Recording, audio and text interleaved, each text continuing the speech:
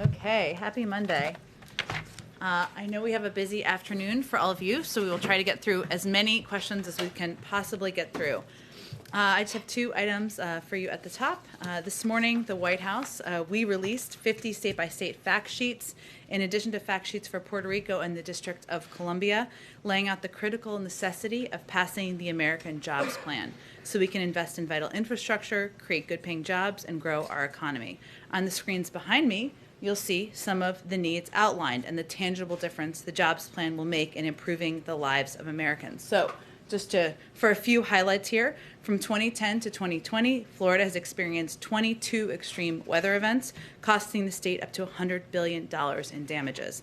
The president is calling for $50 billion to improve the resiliency of our infrastructure. Of course, there are many states across the country that have had weather events and have been impacted, but this is just one of the examples.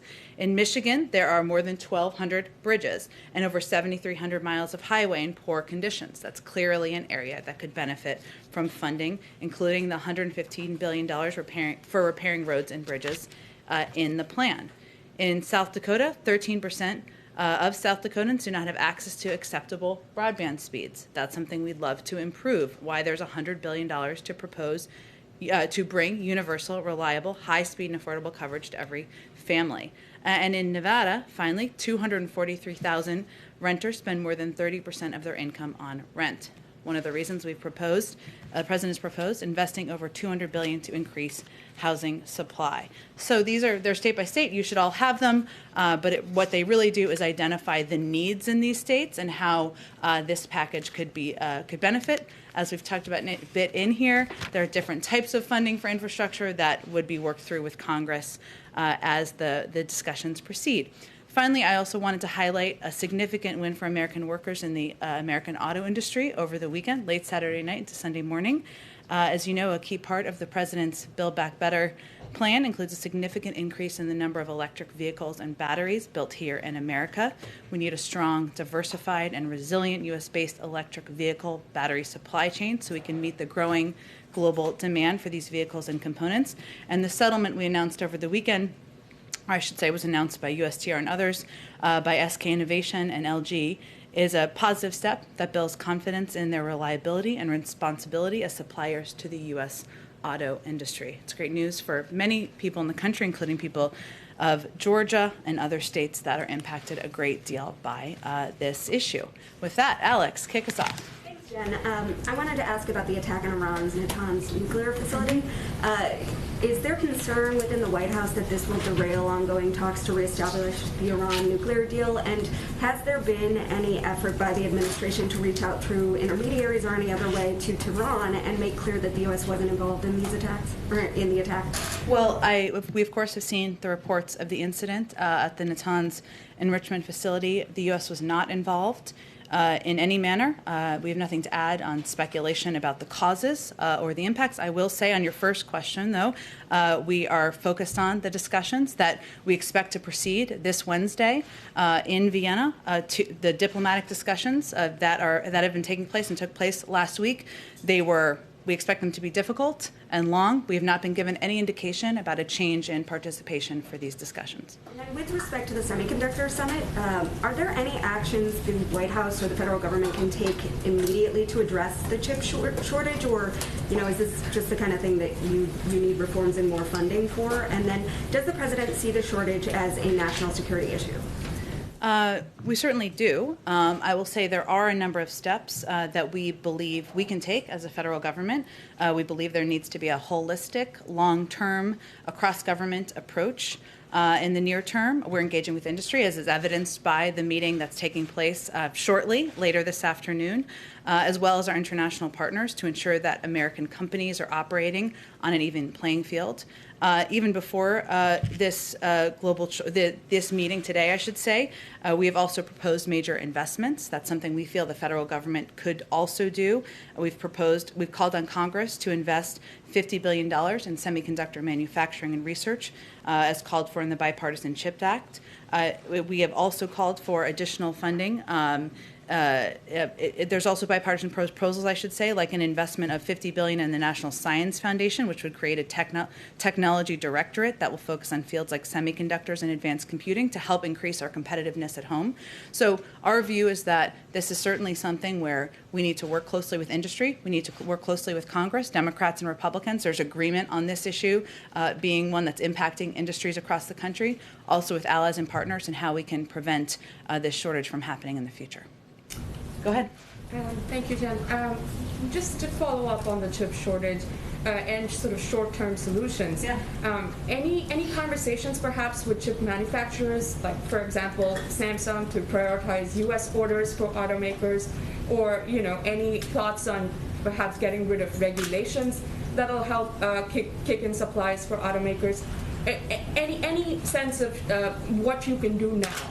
Well, one of the reasons the president is stopping by this meeting that our National Security Advisor and our NEC Director are holding this afternoon is to hear directly from companies about the impacts, what would help them most through this period of time, and the shortage that, as you all have reported on, has impacted a range of industries across the country. So this isn't a meeting where we expect a decision or an announcement to come out of, but a part of our ongoing engagement and discussion about how to best address this issue over the long term, but also over the short term. Okay, and a couple of questions on immigration. We understand that there was an agreement with Honduras, Mexico, and Guatemala to place more troops at the border. And we understand that the Vice President was able to secure these commitments and have seen some numbers on, how many troops will be placed at these borders. But when were these agreements struck? And if you can just give us any sense of what this plan really entails. Well, there have been a series of bilateral discussions between our leadership and the regional governments of Mexico, Honduras, and Guatemala. Through those discussions, there was a commitment, as you mentioned, to increase border security. So Mexico made the decision to maintain 10,000 troops at its southern border, resulting in twice as many daily migrant interdictions. Guatemala surged 1,500 police and military personnel to its southern border with Honduras and agreed to set up 12 checkpoints along the migratory route. Honduras surged 7,000 police and military to disperse a large contingent of migrants. As with any diplomatic discussion, these discussions happen at several levels. And certainly, as you know, we have an envoy who has discussions with the region. We've had Roberta Jacobson working for a period of time to help have these discussions with the region about what steps can be taken to help reduce the number of migrants who are coming to the U.S.-Mexico border. So fair to characterize it as these agreements were struck recently? I mean, and in the past few weeks? Would it be fair to say that? I think that's fair to say, but I would also say that often these discussions are ongoing over a period of time and take place at several levels of the government, both here and within these countries. And is the plan to sort of apprehend these migrants who are trying to cross the border, or sort of as they're already on their way to the United States, is the plan to sort of, stop them there? How will this work? You'd have to speak with these countries about how they will be implementing. I think the objective is to make it more difficult to make the journey and make crossing the borders more difficult. Okay, thank you. Go ahead, Kelly. On Minnesota and another officer-involved shooting that resulted in the death of an African-American man, has the White House been in touch with Governor Walz, or are there any resources from the federal government that are being offered? And this comes at a time when obviously the Chauvin trial is progressing. Is there a federal plan for when that trial reaches its conclusion, whatever the outcome may be? And thirdly, I'm racing through them because we're short on time today. Mm-hmm. The president had promised as a candidate a police commission that Dr. Rice says will not go forward at this time. Mm-hmm. It seems obviously that officer-involved interactions with the public are intensely important at the moment. So first on Minnesota, and if you could address the police commission going forward. Sure, and just check me if I don't get to all of your questions. I will try to do my best. Let me first say that we are incredibly saddened.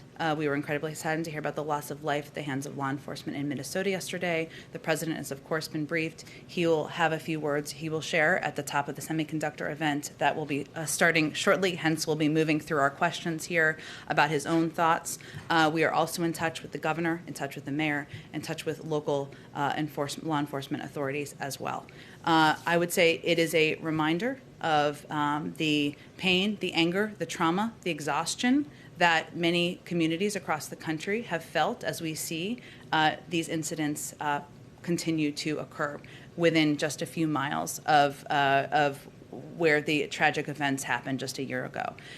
In terms of the police commission, we have been in very close contact over the course of several months back to the transition with both civil rights activists, with law enforcement authorities and the law enforcement community about what would be most effective moving forward.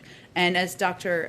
Rice conveyed, or I think the statement we put out, I should say, conveyed, we have made a decision in coordination that the best path forward is to work to pass the George Floyd Policing Act, that has a great deal of the content, of the policy changes, of the necessary reforms that we would all like to see in place. So that was a collective decision, and that's where our focus will be. And is this a delay, or do you expect it to just not go forward at all? Well, we expect, for the time being, for our focus to be on moving the legislation forward and not on the policing commission. Go ahead. You mentioned, the focus is now on passing the George Floyd Policing Act. It's been over a month since we've heard the president talk about this, though. We haven't seen a big push, at least not publicly, from this administration. What kind of steps are you taking to pressure Congress on this, and should we expect to see this sort of rise on the list of your priorities? You obviously have a very full plate. We do, but I would say that the president was addressing racial equity, ensuring that we are putting in place long overdue reforms. Real change is a priority for him. It is something he looks forward to continuing to discuss with members of Congress. He believes that there is a path forward, that this piece of legislation offers that path forward, and he certainly will use the power of his presidency to move it forward. You mentioned that civil rights groups recommended against this commission. Did they put forth other recommendations, steps that the White House can take while you try and pressure Congress, wait, and hope that the Senate will act on them? Well, we, of course, are in very close touch with them. I think what is, I should say more specifically, we've been in touch with a range of groups, including the NAACP Legal Defense Fund, the Leadership Conference, as well as leading experts. And the strong consensus from all of these groups is that the work should be focused on trying to pass the George Floyd Act, and the commission would not be the most constructive way to deliver on our top priorities. So we are working together collectively to do exactly that. There are steps that we certainly will work in conjunction to take as they are possible, and some of them we've signed through executive orders, and we'll continue to communicate with these groups about what is most effective. Just quickly on infrastructure, the president is having this bipartisan meeting today, but what is your message to some congressional Republicans who have expressed skepticism about whether the White House is authentically interested in negotiating here, given how things played out with the COVID relief bill?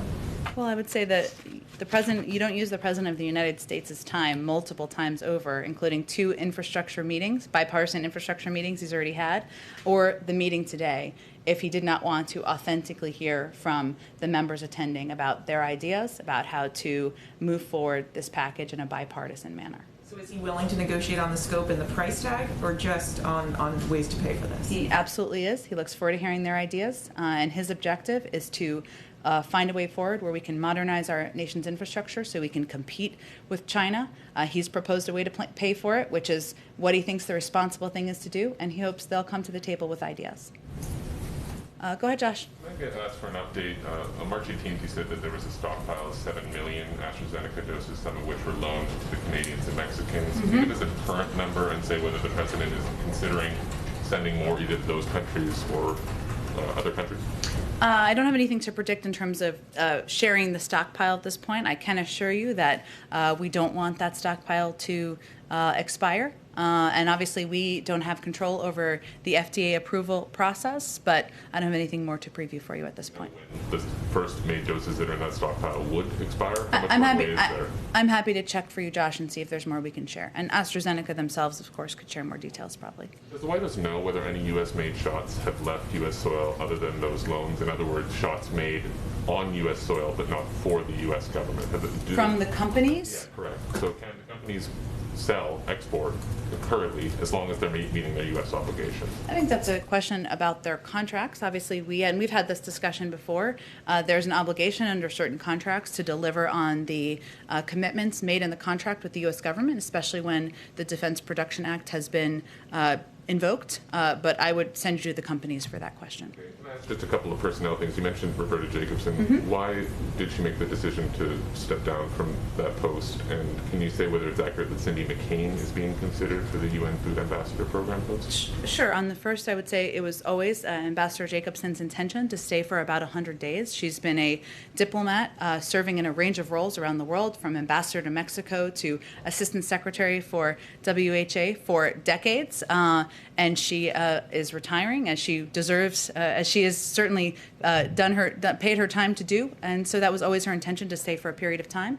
In that period of time, of course, we have also announced the naming of an envoy, Ricardo Zuniga, who has played a prominent role in the Western Hemisphere in the past for the U.S. government. He'll be playing that role. The president's asked the vice president to play an elevated role in engagements and negotiations with the Northern Triangle, hence our earlier discussion about her role there and the path forward there.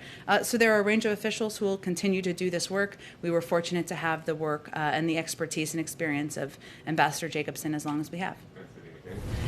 There is an ongoing process on ambassadors. I know that there's a lot of eagerness and interest in learning more. It's ongoing. The president has not made the decision about the vast majority of his ambassadorial nominations. Thank you. Go ahead. Thanks, Jen. President Biden has made very clear that two of his top priorities for the infrastructure plan is to create jobs and to stimulate the economy. Last night on 60 Minutes, Jerome Powell said he and other forecasters already see that happening. So I wonder if the optimistic outlook changes the president's priorities in the plan at all and offers more wiggle room for negotiation in certain areas. Do you mean to we don't need as many jobs? The goal of the plan is to create jobs and stimulate the economy, and they're saying that's already happening, which is a great thing. So is he willing to scale back on some of these items because we're already seeing growth?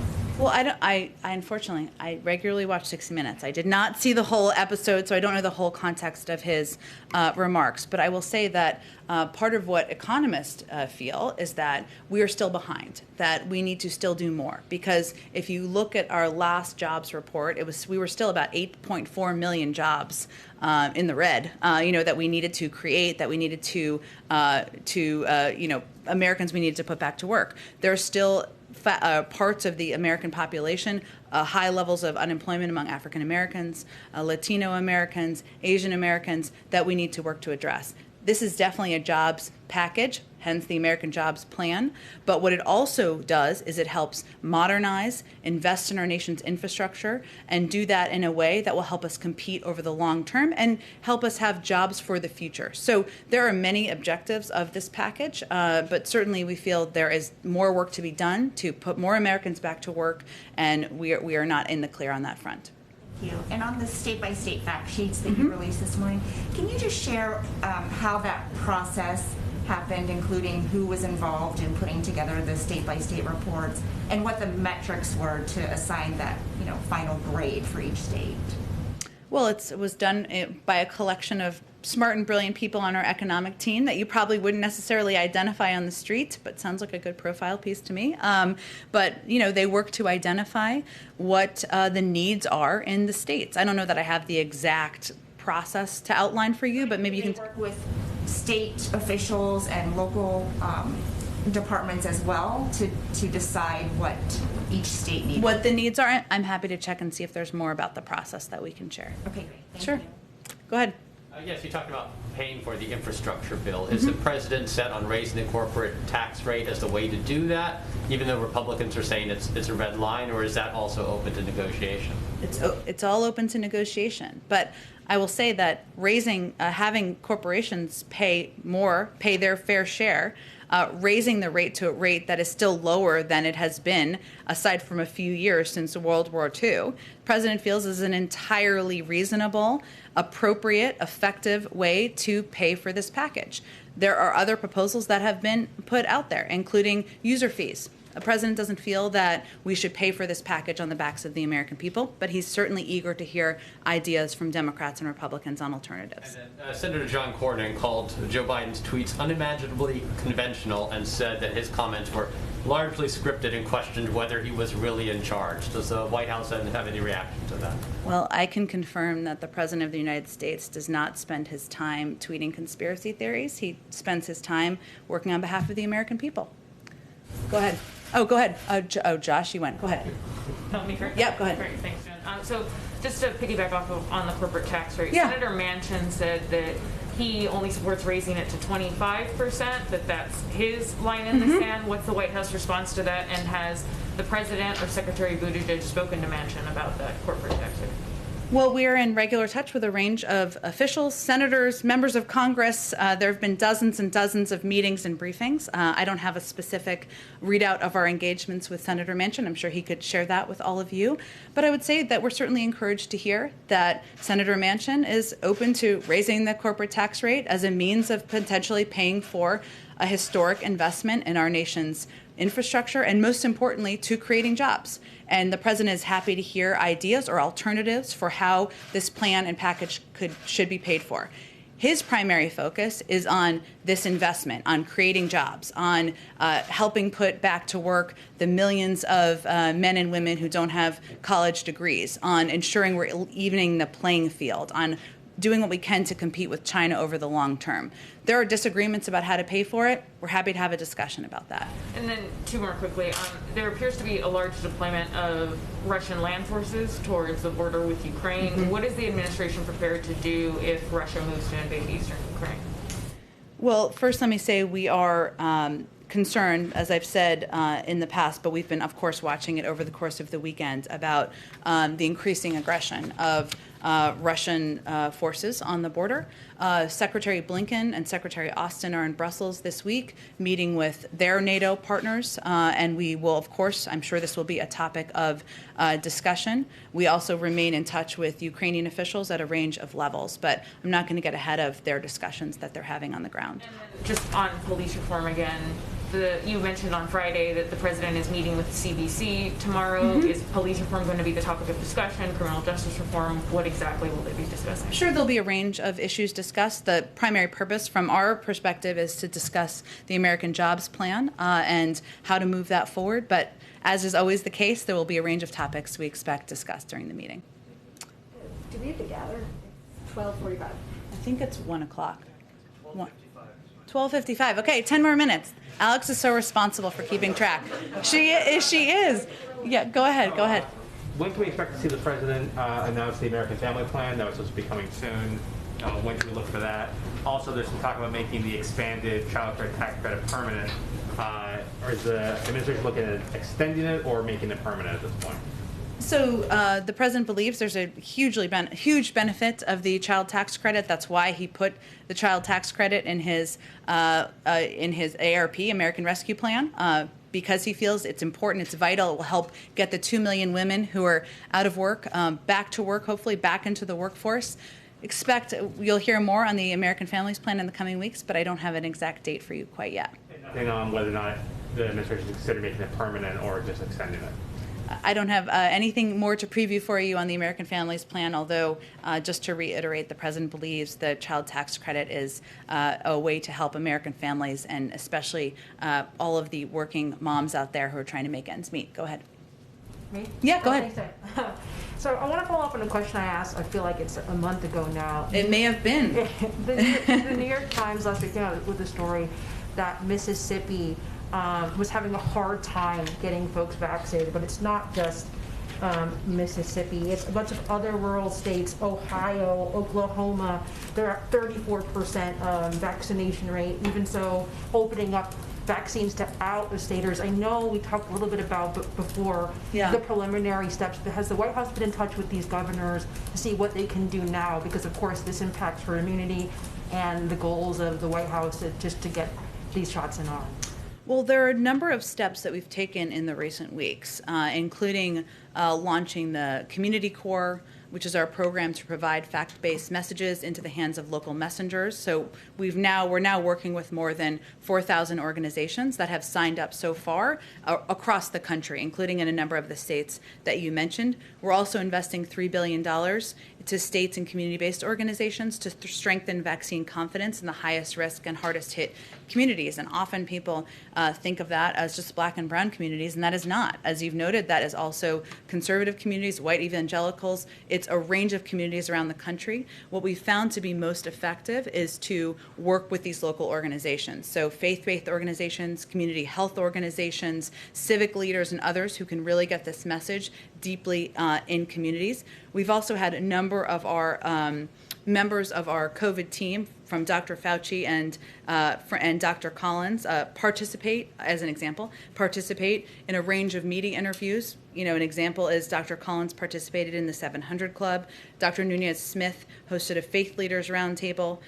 We're also we've run PSAs on the deadliest catch. We're engaged with NASCAR and Country Music TV. We're looking for a range of creative ways to get directly connected to white conservative communities. We won't always be the best messengers, but we're still trying to meet people where they are, but also empower local organizations. And just quick follow-up, does the White House endorse these states opening up their vaccines to folks from out of state? You know, these do expire, so that rather than them sitting on the shelf, they're going to go to somebody else. Well, these states are all going to have their own implementation plans, and we certainly work with them to advise how to distribute the vaccines as equitably as possible and as effectively and efficiently around states. No state is 100% vaccinated, as we know. So our focus has been working with them on how to get them to the communities that are the hardest hit. Go ahead. Sorry, go ahead. Go ahead. Thanks. So why hasn't President Biden signed the presidential determination that would lift former President Trump's immigration policies, including the 15,000 person refugee cap? It's an issue he remains committed to, as he announced. I just don't have an update on the signing of the paperwork. Okay. And equity was cited as the reason for which the White House decided against surging vaccines in Michigan. The administration is surging FEMA vaccinators. What makes the vaccine different? Well, I think it's important to understand how we've approached vaccine distribution from the beginning. It's done with equity in mind. It's done with the population, the adult population in mind. We don't pick by our friends. We don't pick through a political prism. We pick through what is most effective to be fair and equitable around the country. We also made an announcement during the transition that we were not going to hold on to a big supply. We distribute and get the supply out as quickly as possible. So that's why our focus is on working with states like Michigan to surge testing, surge tracing, surge the distribution of therapeutics, areas where we have the ability to provide additional help, additional resources, but we're not in a place, nor will we be, where we take supply from one state to give it to another. Okay, I see. Go ahead. Follow up on Brittany's question about vaccines. Do you think that the White House has had any part in this, in having a sort of maybe pessimistic message towards some Americans who are skeptical of this administration, who for partisan reasons or otherwise, to see vaccinated people in the cabinet or the president continuing to wear masks around each other, or hearing that things won't be back to normal as the vaccine continues to be distributed? Do you think that that is having a negative effect at all? On people, make sure I understand your question. On people not taking the vaccine? Yeah, people who are skeptical of the vaccine and who don't trust the Biden administration. Well, look, I think, one, we recognize we're not always the best messengers. That's why we're working with these local organizations and groups, because we certainly know that President Biden and Vice President Harris may not be the right voices in a range of communities across the country. Two, we believe that part of our objective is to model public health guidelines, and that means continuing to wear masks, continuing to hand wash, social distance, because there is still ongoing research on what is most effective and how to prevent distribution and the pandemic traveling further. So I'm not sure I'm understanding your question. Maybe. How do you strike that balance between being a model of the public health guidelines and also not contributing to this sense of hopelessness, perhaps, among people who are skeptical of the vaccine and maybe feel like getting it would not make a difference in their lives anyway? Sure. Yeah, I think a big part of what we're trying to do is provide accurate information about what getting a vaccine will enable the American people to do. Hence, the president gave a primetime address where he said, when the vaccine's accessible to you and you get it, we can work towards having backyard barbecues. We've also had a number of officials out there to convey, and we've had, obviously, the CDC has put out guidance that says if you're vaccinated, if your neighbors are vaccinated, you can have dinner inside together. It's a pandemic. We don't think it's easy. We know it's difficult. It's required a lot of sacrifice. But at the same time, we're trying to provide accurate public health-based guidance on what people can do once they have taken the vaccine. Go ahead in the back. Thank you very much, Jen. To East Asia question, if I Okay. may. On John Kerry's potential visit to Shanghai, what's President Biden's expectation of that? Of John Kerry's visit? To Shanghai. Well, certainly he'll be focused on discussing climate and how we can work with leaders around the region to get control of the climate crisis. But I would send you to the State Department because that's where he works. And also on the CHIP summit, according to South Korea media, Korea Economic Daily, quote, industry watchers say following this White House meeting, Samsung may be forced to make a decision on its new U.S. factory sooner and build a production line for automotive chips, given the dire shortage of such chips in the United States. Well, I know we'll put out a readout after the meeting, but the purpose of the meeting is really to consult with these business leaders about how we can help address the shortage. Let me just get around to the back, and then I know you have to gather soon. Okay. Go ahead. Iran, immigration, they're all follow-ups. On Iran, the foreign minister is vowing revenge against Israel for its alleged attack on its nuclear facilities. Israel's not denied this. How concerned is the White House, is the president, that the actions of an ally potentially may be derailing efforts by the White House to get Iran back into compliance under the JCPOA? Well, I think I answered a version of this question earlier, but let me try again. We haven't talked about it. Well, again, we've seen the reports. We don't have anything more to speak to as it relates to the causes or who is responsible. Our focus is, of course, on the diplomatic path forward. We have not been given any indication that attendance at the discussions and that will proceed on Wednesday has changed. So that's where our focus is. But is there concern that the actions of an ally are derailing the U.S. I think I've efforts? answered your question. Did you have another one? I didn't think it was an answer. Okay. I'm sorry to hear that. I've answered it a couple times. Okay, let me just quickly follow up. Okay. And, let me try on Ukraine. The Secretary of State said that there will be consequences if Russia continues its escalation along the border. Can you give us a sense of what those range of options are? And then also, at what level does this escalation require President Biden to reach out to Vladimir Putin? Well, I would say that what we've long said is that there will be some consequences that are seen and some that are unseen. I'm not going to give you a menu of the options. When we're ready to announce them, we will announce them and share the details with all of you. Very quickly on immigration. Okay. With regard to the militarization of the borders in Central America, the agreements that have been secured, did the White House in any way secure any, or is the White House concerned, given the record number of children that have been making this trek, that they are at greater risk, given the fact that these are soldiers, not daycare workers? Well, I think the objective is to deter the journey. And so that's why our discussions with these countries involved increasing law enforcement capacity at the border. Is there a worry, though, about sort of this increased militarization, given... I didn't call it that. Those are your words, not mine. We worked with them to increase law enforcement at the border to deter the travel, which is a treacherous journey where many lose their lives. I think we have to gather. Thank you so much. Okay. Do you expect anything on Afghanistan this week? I don't have anything to preview for you on the timeline. Okay. Thanks, everyone.